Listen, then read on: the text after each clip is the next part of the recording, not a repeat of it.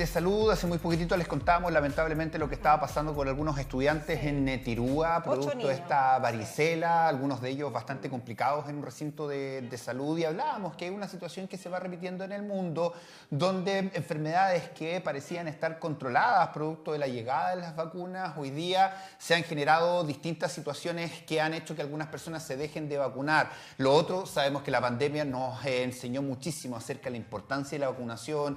También lo otro que preocupa, los antibióticos. Sabemos que hoy día cualquier persona incluso puede acceder a una feria libre. Queremos hablar sobre infectología, la importancia que tiene la prevención y, por supuesto, un curso, un seminario dedicado a profesionales, pero también que obviamente tiene una repercusión en nuestra sociedad, y por eso está con nosotros Mario Quesada Aguiluz, doctor en ciencias, para hablarnos sobre este seminario, sobre este curso que busca también volver a poner sobre la mesa la posibilidad de nuevas amenazas globales como el COVID-19. ¿Cómo está? Bienvenido.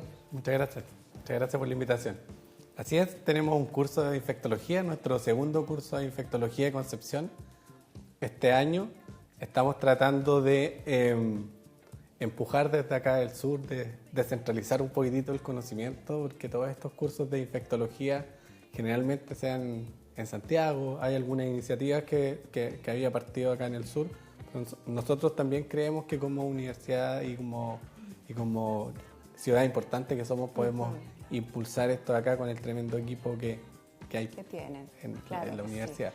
Sí. Efectivamente, este jueves y viernes 10 y 11 tenemos el segundo curso de infectología, en donde vamos a tocar tópicos importantes como la vacunación a raíz de los casos que ustedes mencionan, resistencia a los antibióticos, VIH, tuberculosis, y parásitos, que también son infecciones emergentes que de repente nosotros efectivamente pensamos que están solo en países más pobres, menos desarrollados, pero efectivamente en Chile también tenemos casos de parasitismo y no menores. Claro, doctor, y preguntarle para entender a rasgo completo la infectología, ¿qué es lo que es detalladamente? Derechamente es la subespecialidad de la medicina interna que se ocupa de las enfermedades infecciosas, ya sea por distintos agentes etiológicos como virus, bacterias, hongos y parásitos. Y en la práctica diaria, el infectólogo es el que se ocupa y preocupa de todas estas infecciones complejas que hay en los centros hospitalarios, donde a veces los antibióticos no funcionan como el clínico no especialista esperaría, entonces deriva la interconsulta al infectólogo, que es quien está especializado en ese tipo. ¿Y por qué no puede funcionar un antibiótico? Hay distintas causas, pero la más preocupante actual y la que nos convoca además es la resistencia a los antimicrobianos. La resistencia a los antimicrobianos actualmente es la mayor amenaza a la salud global del siglo y del milenio. Cuando hablamos de antimicrobianos nos referimos a antibióticos, antivirales, antifúngicos y antiparasitarios. Si nos vamos solo a los antibióticos, existe el riesgo de que las enfermedades actuales y las infecciones actuales se vuelvan intratables, esto debido a mecanismos de resistencia a los antibióticos que están siendo acumulados por las bacterias debido a distintos factores. Están aprendiendo obviamente las bacterias, pero importante poder ir analizando que esto, lo que nos entrega el hombre, lo que nos entrega la ciencia, doctores como usted, tiene que ver con la segunda barrera. La primera barrera más importante que tenemos es nuestro sistema inmune. Y eso es el que hoy día está complicado por todas estas cosas que nos está conversando, la resistencia a los antibióticos, pero tenemos una consecuencia de la pandemia que dejó a pequeños, incluso con un sistema inmune muy bajo, a personas que se infectaron o no, con un problema también a la hora de recibir algún tipo de bacteria o algo, porque nos estuvimos lavando las manos mucho tiempo. Tenemos un sistema inmune que está debilitado producto del COVID-19, pero también cómo lo venimos tratando. ¿Cuál es la realidad en Chile, por ejemplo, de los sistemas inmunológicos producto de distintas situaciones? Bueno, a nivel mundial se está hablando de la deuda inmunológica o la deuda inmunogénica, que efectivamente es lo que nos dejó como consecuencia el confinamiento después de la pandemia, el uso de mascarillas, en algunos casos el uso y abuso y sobreuso de algunos antibióticos o otros medicamentos como los corticoides, y de toda esta generación de niños que a muy temprana edad se vio confinado y no tuvo esta interacción normal en la cual tu sistema inmunológico va aprendiendo a reconocer lo externo de lo propio, ¿ya? Y es así, o sea, vimos estos brotes en Asia el año pasado, en donde nuevamente el COVID volvió a cobrar muchas vidas justamente en personas que están con esta deuda inmunogénica, con infecciones por otros agentes infecciosos que por lo general no eran mortales. Y efectivamente tenemos esta deuda porque nosotros evolutivamente hemos ido alcanzando una esperanza de vida más larga y han habido 3 sucesos en la historia de la humanidad que nos han permitido aquello, o sea, la potabilización del agua, las vacunas y los antibióticos. Pero efectivamente la esperanza de vida del humano no era tan larga antes de la incursión de estos 3 factores y además obviamente la mejora de los servicios de salud, la alimentación, pero efectivamente tampoco lo estamos tratando tan bien en muchos sentidos. O sea, ¿y qué es lo que falta para que se trate bien este tema? hay varios factores dentro de lo que creo yo, en el caso del tema que tocábamos de los casos de los niños que están apareciendo en Tirúa. Paradójicamente, al haber más información acerca de cómo funcionan las vacunas y de lo seguras que son, han resurgido voces de, como por ejemplo los movimientos antivacunas, y muchos de los padres que con poca información han optado por no vacunar a sus hijos, y eso les genera un daño tremendo, no solamente a su hijo, sino en la inmunidad de rebaño, porque cuando nosotros nos vacunamos, y si aquí vamos 4 personas y hay uno que no se puede vacunar porque es alérgico al medicamento, a la vacuna, nosotros estamos protegiéndolo a él de no contagiarnos y llevarle la enfermedad. Claro. Pero cuando se rompe esta inmunidad de rebaño, nosotros estamos exponiendo a aquellos que en verdad no pueden vacunarse y además estamos exponiendo a nosotros o a nuestros hijos a contraer estas infecciones que en algunos casos ya están erradicadas y han ido apareciendo justamente por el rechazo que tiene la gente a vacunarse. Y coinciden aquellos países que tienen más movimientos antivacunas como Estados Unidos. Ahí han aparecido varias enfermedades que antes parecían erradicadas. No, de verdad es llamativo, llama mucho la atención y en una época en donde, insisto, tenemos la información, toda la información del mundo en la palma de nuestras manos, lamentablemente los canales de información muchas veces no son los adecuados y ahí es donde tenemos que hacer énfasis. ¿Y en usted encuentra alfabetizar. que debieran haber más campañas para esto, para que la gente cambie su manera de pensar y sí quieran y puedan vacunarse? Sí, por supuesto, yo creo que estamos al debe un poco en las campañas de vacunación y en alfabetización digital en salud en general.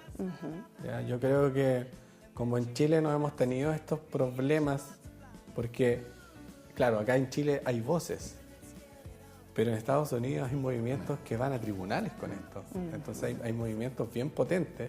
Quizás todavía no se le ha tomado el peso a lo que puede generar, a los coletazos que puede traer, pero yo creo que nosotros debiéramos empezar a preocuparnos y a ocuparnos un poco más, a aumentar las campañas de vacunación y de prevención, y no solamente en el tema de las vacunas, en cuanto a la resistencia a los antibióticos, el resurgimiento de enfermedades infecciosas que estaban más controladas, como por ejemplo el VIH, es preocupante. Sí, sin duda. Y en nuestro país ha habido respuesta de la justicia y ha obligado a padres para que vacunen a los niños, porque en nuestro país hay una protección importante. Tenemos un calendario de vacunación prácticamente único en el mundo. Fuimos los primeros, uno de los primeros países en tener la vacuna contra el COVID-19. Hay un importante avance en aquello. Hoy día se está trabajando en mejorar las vacunas, pero claro, hay un tema con la resistencia a los antibióticos que preocupa y hay una campaña importante para erradicar, y no solamente el robo de medicamentos, sino que la falsificación de medicamentos en las ferias libres. O sea, a ese nivel estamos llegando. Así como se falsifica la marca de un calcetín, se está falsificando un medicamento, que es mucho más grave, obviamente, pero el tema de los robos también, y está obligando a las empresas a tomar medidas. ¿Qué pasa con la venta de los antibióticos en nuestro país? Bueno, Chile es uno de los pocos países de Latinoamérica que partió con la venta restringida de antibióticos. Es una muy buena política. A nosotros nos ha permitido frenar esa venta indiscriminada que teníamos en los 90, ¿cierto? Donde cualquier persona iba y compraba antibióticos. El tema que usted toca no es menor. Efectivamente, muchos de esos antibióticos y medicamentos en general son producto de acciones delictuales, de robos, pero también hay muchos que son de contrabando de incluso países donde las farmacéuticas los desechan. Y acá se falsifican los envoltorios, se cambian la fecha de vencimiento, en algunos casos solo talco. Hay gente que está comprando en las ferias públicas, en la calle o en las ferias de las pulgas, y no está comprando nada. Eso es muy, muy, muy peligroso. Pero créalo o no, en el caso de los antibióticos incluso es más peligroso prescribirse o autoprescribirse un antibiótico para el cual no ha sido recetado, porque lo que estamos generando, que es presión de selección sobre las bacterias, a futuro nos va a generar un problema peor. Hay personas que están comprando medicamentos o antibióticos en las ferias libres para tratar un resfrío muchas veces. ¿Qué hay de ese conocimiento hoy día de las personas, o este sobreconocimiento, porque hoy día en Internet tienen de todo? Pero ¿qué pasa con esa automedicación, con cosas que de verdad no son? Tal vez usted dirá, bueno, cuando es, ya ok, que lo compre en la feria libre, podría ser, pero si es que le funciona o no, pero obviamente no se debe hacer. Pero para cosas que ni siquiera sirve eso. Sí, al menos el 30% de las prescripciones o cuando alguien toma antibióticos es totalmente innecesario. Tenemos que aclarar a sus televidentes que los antibióticos solo funcionan en bacterias. Funcionan netamente en estructuras bacterianas. No en enfermedades virales. Está dirigido el antibiótico y esas estructuras no están presentes en los virus. Entonces un resfrío se produce por un virus, la influenza se produce por un virus, la gripe se produce por un virus. No tiene nada que hacer un antibiótico ahí. Entonces lo peor que puede hacer una persona es automedicarse con antibióticos cuando no tiene una infección bacteriana que está obviamente verificada por un profesional médico. O sea, jamás debieran automedicarse. Ahora, el problema es que al tomar un antibiótico cuando no lo necesitamos, al interrumpir un curso de antibióticos, lo que estamos haciendo es generar presión de selección sobre las bacterias y propiciar la aparición de bacterias multiresistentes, lo cual ya nos tiene bastante contra las cuerdas. Un dato no menor es que de aquí al año 2050 va a morir una persona cada 3 segundos por bacterias multiresistentes. Uy, eso ya está en estudio. Así es. La principal causa de muerte en el mundo, por sobre el VIH, el cáncer, los accidentes del tránsito, enfermedades no transmisibles, va a ser la resistencia a los medicamentos. O sea, las lo que nos venía a salvar no. Sí, ahora, igual hay números que son un poquito contradictorios. O sea, no es contradictorio, no es la palabra. Lo ideal, para que no me malentiendan, es que nosotros como humanos siempre usemos bien los antibióticos. Sí.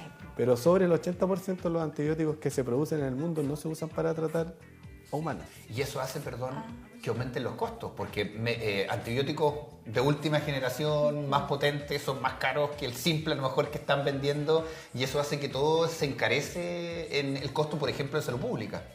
Sí, pero además menos del 5% del capital de riesgo de las farmacéuticas se utiliza en investigación y desarrollo de nuevos antibióticos. Entonces vamos a llegar a esta crisis en donde cada vez tenemos más bacterias multiresistentes y cada vez menos antibióticos nuevos. Entonces se describe en la literatura científica como una tormenta perfecta. Doctor, usted dijo recién que estos medicamentos no estaban enfocados para los humanos. Entonces, ¿para quién estaban? Para animales y para plantas. O sea, la producción animal necesita sí o sí de antibióticos, nos guste o no. Necesitamos producir de aquí al 2050 un 30% más de proteína cárnica de animales. Y sin antibióticos no podemos. Ahora, ¿deben usarse bien? Sí, necesitamos usarlo muy bien. Necesitamos regular el uso de antibióticos en Chile, cosa que se está trabajando. Datos del año 2014, solamente para hacer una comparación. Noruega, que es el principal productor de salmones del mundo, por muy lejos sobre Chile, usaba 500 kilos de antibióticos al año para producir salmones. Chile usaba 500 toneladas el mismo año. O sea, de 500 kilos a 500.000. De hecho, hay campañas en el mundo que están promoviendo no comprar salmón chileno. Exactamente. Esto es un tema. Pero claro, con respecto a las enfermedades transmisibles, hoy día el concepto, en realidad, el VIH ha tenido muy buenas noticias. Los medicamentos están funcionando espectacular. Hoy día prácticamente las personas diagnosticadas que fallezcan por el VIH ya no es tan directo como antes.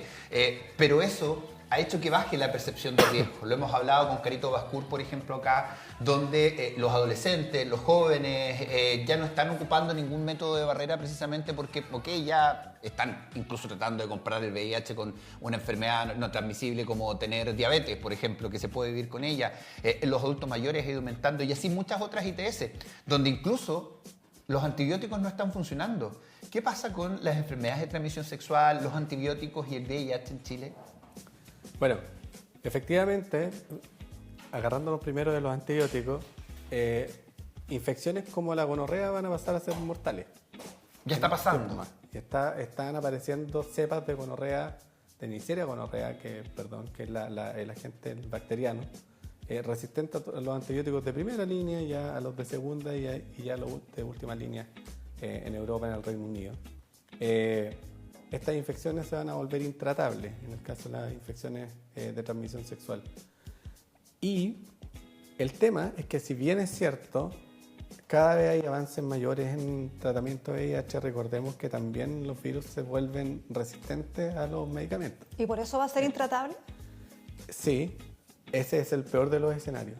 Ahora, ese es el peor de los escenarios, o sea, de aquí que pase, un poco, es el cuándo de la pregunta. Claro. Ahora, para el caso de las bacterias, ya tuvimos casos en Estados Unidos donde han fallecido mujeres por infecciones urinarias, ni siquiera enfermedades de transmisión sexual ni infecciones de transmisión sexual, por bacterias resistentes a todos los antibióticos disponibles en el arsenal médico. Es porque esas señoras, digamos, esas mujeres se automedicaron mucho tiempo, tal vez. No necesariamente. ¿No? Usted puede no haber tomado nunca un antibiótico. ¿Ya? Sin embargo, esa bacteria multiresistente está circulando en el ambiente. Bacteria es la resistente. La bacteria es la resistente. Ya contagió a alguien, ya aprendió y así va. Exactamente. Que se vale por sí sola. Y ahora aparecieron estos casos en Brasil. Ya también falleció una persona por infección urinaria. Ahora, buena su pregunta. Las bacterias tienen la capacidad de entregar y adquirir genes de resistencia y acumularlos. Son inteligentes, entonces. Son muy inteligentes.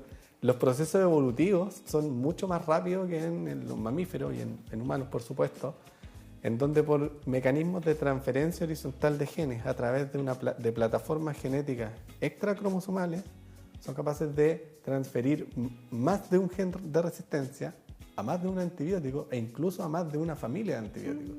Entonces, en un salto evolutivo, una bacteria podría pasar de ser susceptible a pan resistente, o sea, resistente a todos los antibióticos. Es que buscan sobrevivir finalmente. Van aprendiendo a sobrevivir la bacteria, igual que el ser humano, pero más lento. El tema de adaptación, evolución, como decía Darwin, lo que hacemos nosotros al usar y al mal usar los antibióticos es generar presión de selección. Entonces estas bacterias multiresistentes y estos genes de resistencia que están en la naturaleza se evidencian al nosotros utilizar presión de selección con los antibióticos.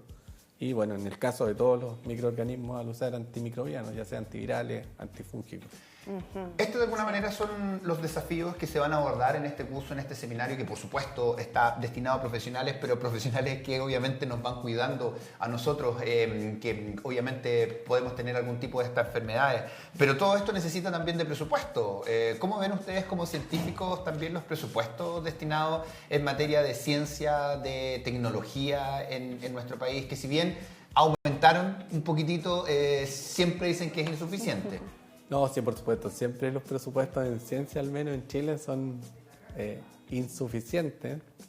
Y bueno, todos los científicos pensamos que nuestros temas son relevantes e importantes, pero en verdad hay que hacer un llamado a que nosotros tengamos un aumento de presupuesto en el país en general para investigación y desarrollo.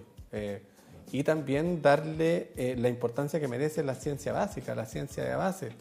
Porque muchos de los...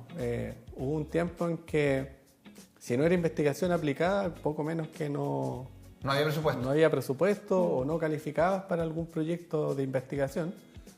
Pero los proyectos de ciencia aplicada se basan en ciencia de base. Básica, claro. En ciencia base. Entonces, mientras no esté esa cultura y el ánimo de financiar las ciencias bases, bien difícil es escalar a modelos que son aplicados. Claro que sí. Doctor, y todo esto que hablamos, porque viene y se va a tocar en la conferencia este 10 y 11 ahora de octubre, ¿cierto? Así es. En la segunda conferencia. Participan más de 20 conferencistas. ¿La hora y quiénes participan? Bueno, efectivamente son más de 20 conferencistas. Parte el día jueves 10 a las 8:30, de 8:30 a 6:30 de la tarde. Y sigue el viernes 11 desde las 8:30 hasta las 6:30 de la tarde también. ¿Esto va a ser dónde? En el Hotel El Araucano, acá de Concepción, en el Salón Paicaví. Y vamos a tener conferencistas de distintos lugares de Chile y también tenemos conferencistas internacionales. Viene el doctor Germán Esparza, que nos va a hablar de nuevos métodos de detección de patógenos multiresistentes.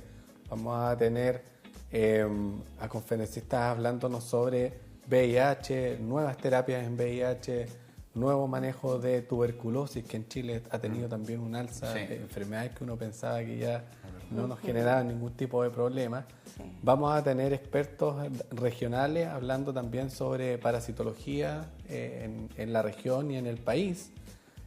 Vamos a tener una jornada completa dedicada a vacunas el día viernes a la hora de almuerzo, la cual incluso incluye el almuerzo.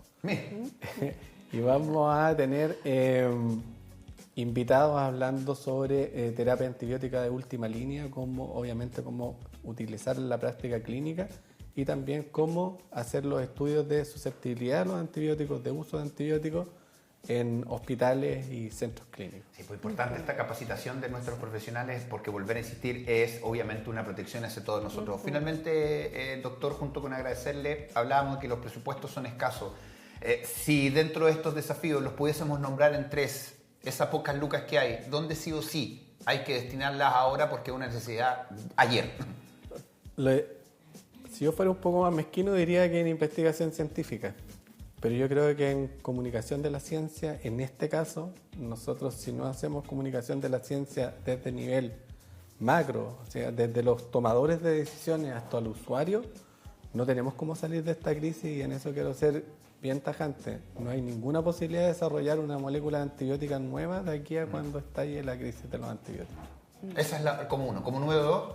Número dos, invertir obviamente en capacitación de los funcionarios y prescriptores de antibióticos para poder utilizarlo de la mejor forma posible. O sea, los antibióticos van a ser un bien escaso, un recurso escaso. Y si no lo utilizamos de buena forma, vamos a quedar sin ello. Tercero y último. Investigación y desarrollo en ciencia. Perfecto. Gracias, doctor, por estar acá. Doctor. Que les vaya muy bien en la conferencia. Ya lo saben, pueden participar. ¿Inscripciones todavía pueden? En www.infectologiaconcepcion.cl. Muchas gracias. 10 de la mañana con 32 minutos.